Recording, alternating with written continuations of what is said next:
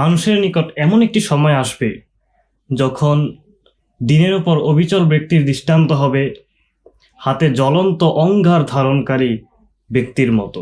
এই হাদিসটির দিকে তাকালে মনে হয় আমাদের জন্যই বোধহয় এই হাদিসটি নবী সাল্লাল্লাহু আলাইহি সাল্লাম বলেছিলেন। হাতে জ্বলন্ত আগুনের অঙ্গার ধারণ করে রাখা যেমন কঠিন বিষয়, বর্তমানে দিনের ওপর অবিচল থাকা তার চেয়েও বেশি কঠিন হয়ে গেছে। নানা ঈমান বিধ্বংসী কাজ পঙ্গপালের মতো আমাদের দিকে ধেয়ে আসছে, যেগুলো গ্রহণ করে নিলে, যেগুলোকে বিশ্বাস করলে এবং আমলে পরিণত করলে আমাদের ঈমান চলে যেতে পারে, যেগুলো আমাদের ঈমান চলে যাওয়ার জন্য যথেষ্ট। চতুর্দিক থেকে ফিতনা ফাসাদের যে সুনামি আমাদের উপর বয়ে আসছে, তা থেকে রক্ষা পাওয়া, তা থেকে বেঁচে থাকা আসলেও অনেক কঠিন। কিন্তু তারপরেও টিকে থাকতে হবে, পৌঁছতে হবে চূড়ান্ত মাকাসাদে।